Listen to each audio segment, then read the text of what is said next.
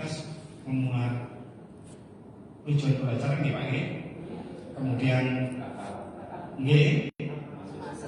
ya asesmen itu minimal 3 komponen itu. Nah, yang sekarang kita bahas di sini adalah penting berkaitan dengan modul ajar. Kalau berkaitan dengan rencana pembelajaran, tentunya Bapak Ibu sudah maklum ya. Tujuannya apa, aktivitasnya apa saja. Mulai dari kegiatan pembukaan itu ngapain, intinya seperti apa, penutupnya seperti apa, dan selanjutnya sampai asesmen. Tapi kalau modul ajar ini terus lebih lengkap. Nah, saya hanya akan menyampaikan beberapa komponen modul ajar, bentuknya seperti apa. Kemudian nanti juga akan ada penugasan Bapak Ibu. Saya nggak akan saya tugaskan buat modul ajar ya. Nanti dalam format ini Bapak Ibu akan kita modifikasi sedikit. Bapak Ibu akan menganalisis modul ajar sebagai contoh yang sudah tersedia.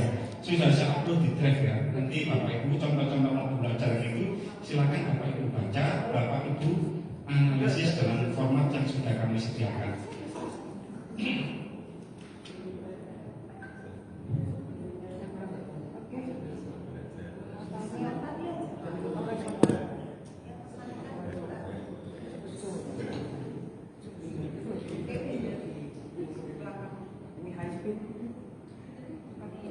Ini ada ice cream ini. Biasanya kalau mengajar kita pakai ini. Nah, instruksinya seperti ini Bapak Ibu. Nah, sebagai contoh ya, Bapak Ibu menyiapkan satu kertas. Kemudian guru memberi instruksi, tolong gambar 4 buah persegi 4 kecil, gambar 1 persegi panjang besar, kemudian gambar 1 segitiga sama kaku, terakhir maksudnya 1 segitiga sama kaku ya, pakai tangan ya, bukan pakai kaki ya. Kemudian terakhir gambarkan 2 buah tabung. Nah, terakhir gambar apa yang Bapak buat? Tentunya tiap peserta didik akan menggambar sesuatu yang berbeda-beda. Kenapa itu bisa terjadi? Karena ketidakjelasan perintah Bapak Ibu. Nah, seharusnya dia itu menggambar ini bentuknya, tapi karena perintahnya seperti itu, ya hasilnya nggak karu-karuan. Bahkan ada yang menggambar segitiga sama kakinya dia. Nah, ini diakibatkan oleh instruksi yang kurang jelas ya, dan menyebabkan persepsi yang beragam dari peserta didik. Kita biasanya memperoleh ini ya, dalam mengajar kenapa kita harus menggunakan media ya. Nah, ini seperti ini. Nah, membuat modul ajar atau RPP yang tepat adalah salah satu yang harus wajib dilakukan oleh guru, yaitu untuk menghindari salah persepsi ini tadi. Ini, dan sebetulnya guru sudah punya acuan Bapak Ibu pentingnya RPP. Apa saja yang harus dilakukan, aktivitasnya mana saja, waktunya apa saja, sehingga nanti dalam pembelajaran itu bisa terencana dengan baik, tahapannya bisa dilakukan dengan baik semuanya, karena sudah ada acuan yang dijadikan pelaksanaan dalam kegiatan pembelajaran, bukan pelaksanaan dalam pembelajaran itu. Nah, fenomena yang ada sekarang, modul ajar atau RPP dan sebagainya, kadang-kadang sebetulnya guru itu membuat bukan hanya sebagai legalitas saja ya harus ada RPP. Tapi memang betul-betul kita butuhkan untuk kegiatan pembelajaran. Memang kita lakukan gitu. Dan kita setiap saat itu bisa dimodifikasi sesuai dengan karakteristik yang ada, situasional gitu. Kadang-kadang RPP tidak usah modifikasi kan cukup banyak. Dulu kan semacam itu. Periksa baru ada. Padahal kadang-kadang apa yang dalam RPP itu tidak kita sampaikan semuanya. Yang penting ngasih materi, nanti ngasih materi ini sebagainya, ini dan sebagainya. Itu. Nah, itu mungkin berkaitan dengan pentingnya rencana pembelajaran. Nah, modul ajar itu merupakan salah satu perangkat ajar yang digunakan untuk merencanakan pembelajaran. Modul ajar yang sama seperti RPP, namun memiliki komponen yang lebih lengkap. Nah, pada awal-awal dulu dikenalkan modul ajar, guru-guru itu sudah standar. Dulu katanya di satu lembar, satu ring seperti ini. Nah, ini memuat tujuan, langkah dan media pembelajaran serta asesmen yang dibutuhkan dalam satu unit atau topik berdasarkan alur tujuan pembelajaran. Nah, itu punya keleluasaan untuk membuat sendiri, memilih dan memodifikasi. Di Drive tersedia banyak modul ajar, silakan bisa Bapak Ibu modifikasi, ya. Tuh. Konsepnya ini seperti ini Bapak Ibu. Di sejumlah alat atau sarana, metode, petunjuk, pedoman yang dirancang secara sistematis dan menarik. Artinya sistematis itu mulai dari kegiatan yang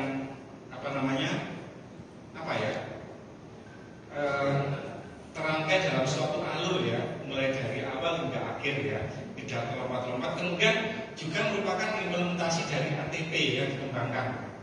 Jadi dari ATP yang Bapak Ibu sudah kembangkan tadi itu bisa Bapak Ibu gunakan di sini. Kemudian modul ajar disusun dengan fase atau tahap perkembangan peserta didik. Kemudian Bapak Ibu juga butuh juga untuk memahami konsep mengenai modul ajar itu agar pembelajaran yang akan Bapak lakukan itu lebih bermakna. Baik, komponennya semacam ini Bapak Ibu. Pertama harus ada informasi umum yang menyangkut identitas sekolah, kompetensi awal dari peserta didik. Ya, kompetensi awal itu artinya Bapak Ibu pemahamannya dari mana? Dari asesmen diagnostik. Kemudian ada juga profil pelajar Pancasilanya, ya, yang berkaitan dengan modul ajar yang akan Bapak Ibu buat. Sarana dan prasarananya apa saja yang dibuat. Biasanya kita kalau di industri RPP itu kan medianya apa, sumbernya apa, ya kan? Kemudian target peserta didiknya yang mana? Misalkan siswa kelas ini kalau sekarang kan nggak ada jurusan ya. Kemudian model pembelajaran yang digunakan juga harus Bapak Ibu tulis. Nah, ini informasi umum. Bisa lebih dari satu model Bapak Ibu ya, yang bisa Bapak Ibu gunakan di sini. Kemudian ada komponen inti, yaitu ada tujuan pembelajaran, kemudian ada pemahaman bermakna. Nah, nanti akan kita lihat bentuk pemahaman bermakna itu seperti apa. Ada pertanyaan pemantik. Pertanyaan pemantik itu misalkan Bapak Ibu sebelum ke materi, ya, kira-kira ngerti maksudnya? Stimulus Pak. Ya, bisa juga semacam stimulus ya, semacam pertanyaan terbuka, ya. Kadang-kadang penantian apa yang terjadi seandainya jika matahari itu tidak bersinar. Padahal waktu itu akan mempelajari berkaitan dengan suhu dan sebagainya ya, atau berkaitan ekologi. Jika seandainya matahari tidak ada, apa yang akan terjadi? Cukup pertanyaannya sepele, tapi kan apa yang disampaikan oleh siswa-siswi kita bisa beragam, misalkan semacam itu. Kemudian ada persiapan pembelajaran, kegiatan pembelajaran, ada asesmennya, ada pengayaan dan remedial, ada refleksi peserta didik dan guru. Ini. Kemudian lampiran ini meliputi lembar kerja peserta didik, bahan bacaan guru dan peserta didik, glosarium, daftar pustaka. Nah, kalau Bapak Ibu lihat sedemikian banyaknya, jangan ketawa dulu. Bisa membayangkan ya, misalnya seperti ini. Tapi kalau Bapak Ibu berkolaborasi, artinya sudah ada aplikasi yang ada, itu akan lebih baik lagi. Dalam arti mungkin Bapak Ibu ini informasi-informasinya aja yang mungkin bisa berubah. Kondisi awal peserta didik, atau mungkin berkaitan dengan aktivitas yang dilakukan, itu juga mungkin bisa berbeda. Nah, informasi umum ini Bapak Ibu, nama menyusun, alokasi waktu, kelas, ini semuanya identitas modul. Kedua, kompetensi awal adalah pengetahuan keterampilan yang perlu dimiliki siswa sebelum mempelajari topik tertentu. Kadang-kadang topik tertentu itu ada prasyarat dari sehingga harus tahu dulu sebelumnya, ataupun tidak dan sebagainya. Nah, kompetensi awal ini merupakan ukuran seberapa dalam modul ajar ini dirancang. Selanjutnya profil pelajar, ini tujuan akhir dari suatu kegiatan pembelajaran yang berkaitan dengan pembentukan karakter peserta didik ya. Ini. Kemudian profil pelajar Pancasilanya ini berkaitan atau terintegrasi dalam mata pelajaran ya Bapak Ibu. Nanti tinggal Bapak Ibu menyampaikan saja. Sarana prasarana, nah ini sudah jelas. Target peserta didik ini reguler ya Bapak Ibu. Artinya di kelas Bapak Ibu tidak ada yang mengalami kesulitan dalam belajar. Ya, barangkali biasanya untuk kelas-kelas yang mungkin ada beberapa siswa yang mengalami kesulitan dalam belajar. Kemudian apakah ada peserta didik yang dengan pencapaian tinggi? Itu yang saya katakan ada diferensiasi ya. Ada yang kemampuannya standar saja, ada yang istimewa, ada lagi ya. Ada yang dia itu kemampuan peserta didiknya, karakternya dia mampu memahami dengan cepat, mampu mencapai keterampilan berpikir keras linear approach, atau mungkin memiliki keterampilan dalam memimpin, ataupun berbagai kompetensi lain yang dimiliki oleh peserta didik kita. Nah, itu adalah target peserta didik kita atau karakter peserta didik kita. Baik, kemudian model pembelajaran. Nah, model pembelajaran ini adalah kerangka pembelajaran. Bapak Ibu kalau menyampaikannya, kalau di sini Bapak Ibu, model pembelajaran yang dimaksud tadi bukan model pembelajaran penyampaiannya seperti apa, tapi bentuk pembelajarannya. Tapi di sini dikatakan model belajar, yaitu dalam bentuk daring, atau luring, atau mungkin blended ya. Ini maksudnya. Kemudian tujuannya sudah jelas, pemahaman bermakna seperti ini Bapak Ibu. Contoh kalimat ini ya. Nah ini untuk diterapkan dalam kehidupan sehari-hari. Kemudian pertanyaan pemantik ya, apa yang membuat sebuah cerpen menarik untuk dibaca? Pengarangnya, judulnya dan sebagainya tentunya banyak ya. Jika kamu diminta membuat akhir cerita yang berbeda, apa yang akan kamu usulkan? Misalkan itu berapa pertanyaan pemantik ya. Lalu kegiatan pembelajaran ini harus sistematis sesuai dengan durasi waktu. Ada 3 tahap: pendahuluan, inti, dan penutup. Kemudian asesmen. Nah, asesmen itu ada 3 Bapak Ibu. Asesmen sebelum pembelajaran diagnostik, asesmen selama proses pembelajaran formatif, dan asesmen pada akhir proses pembelajaran, yaitu asesmen sumatif. Ini juga harus disertakan di sini. Atau barangkali Bapak Ibu tidak memerlukan sumatif juga boleh, nggak apa-apa. Nanti akan kita bahas di sesi asesmen ya. Kemudian bentuk asesmen verifikasi sikap, performa maupun tertulis ya. Kemudian ada pengayaan dan remedial. Pengayaan itu untuk capaian tinggi, remedial itu bagi yang mungkin masih membutuhkan bimbingan. Kemudian ada lembar kerja sudah jelas, bahan bacaan guru, dan ini digunakan sebagai pemantik sebelum kegiatan dimulai. Kemudian ada glosarium, pengulang istilah, dan ada daftar pustaka. Prinsipnya ini Bapak Ibu, mulai dari ya ini salah lagi aja. Kriterianya itu harus esensial, yaitu berkaitan dengan pengalaman belajar dan lintas disiplin ya, berkaitan dengan pengalaman konsep. Kemudian harus menarik, bermakna dan menantang, relevan dan kontekstual ya, berkaitan dengan pengetahuan dan pengalaman yang lebih sebelumnya, dan berkesinambungan. Kalau lagi aja, ini prosedur penyusunannya.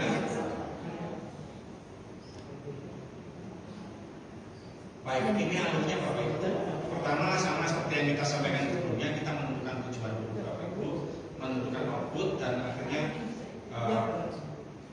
ada beberapa hal yang mungkin item-item yang perlu dilakukan untuk tiap untuk tiap item.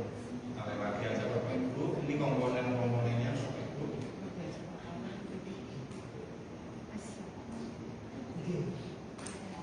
Baik Bapak Ibu, mungkin tidak saya sampaikan semuanya ya.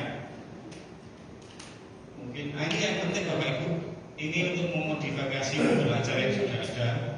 Bapak Ibu nanti menetapkan tujuan pembelajarannya, kemudian menyusun desain pembelajarannya, melaksanakan dan melakukan, dan proses pembelajaran mendukung perkembangan kompetensi dan dirancang sesuai dengan konteks. Satu yang paling penting lagi adalah berorientasi pada masa depan yang berkelanjutan. Oke, baik Bapak Ibu. Nah, tidak saya sampaikan semuanya Bapak Ibu ya. Bapak Ibu nanti silakan berdiskusi sendiri. PPT-nya sudah saya sediakan di draft di LK ya Bapak Ibu berkaitan dengan ini. Ada ke dia? Kita buka nggak? Enak kalau ngajar orang-orang yang sudah biasa berkecimpung di bidang ini ya Bapak Ibu. Kadang-kadang ini bukan merupakan suatu hal yang baru ya, Bapak Ibu hanya pengetahuan saja Bapak Ibu. Baik, silakan Bapak Ibu bisa mengerjakan LK yang ada di PP 03 pada draft ya. Itu ada LK-nya. Bapak Ibu nanti silakan pilih salah satu model ajar yang ada di sana. Kemudian Bapak Ibu silakan melakukan analisa ya berkaitan dengan komponen-komponen yang saya sajikan tadi. Saya paling penting tadi hanya menyajikan komponen mulai dari informasi umum ya dan seterusnya. Silakan Bapak Ibu lakukan secara kelompok, Bapak Ibu isi dalam format yang ada. Kalau ada yang didiskusikan, monggo silakan.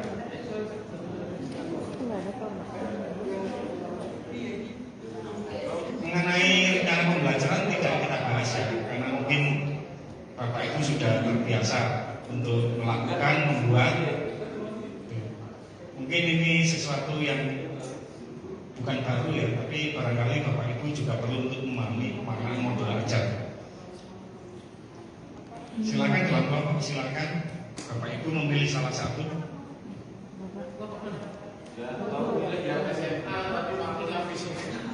Nggak masalah. Itu memang yang kita sediakan. Jadi boleh Bapak Ibu fisika, kita tidak melihat kontennya ya, tapi kita bisa melihat dari komponen-komponennya dan sebagainya.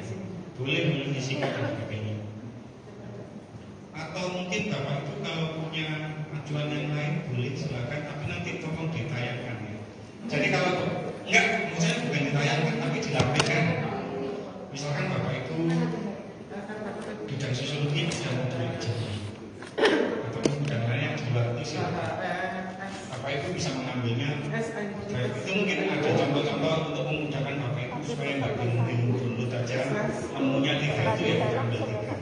Tapi kalau Bapak Ibu punya ajuan yang lain, yang SMK sudah demikian ya, silakan Bapak Ibu cari modul ajar yang mungkin memiliki relevansi dengan SMK, mungkin di IT-nya dan sebagainya. Boleh tidak yang saya sediakan di sana.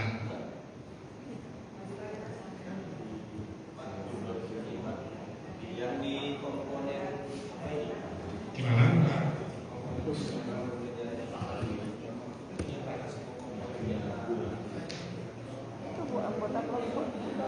Komponennya banyak Pak. Kan kita hanya menganalisis yang di buku yang kan hanya menganalisis sekali dia tidak menggunakan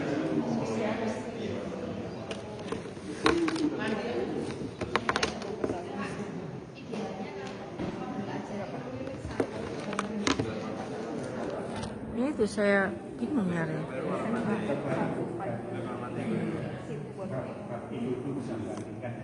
Biasanya modul ajar itu digunakan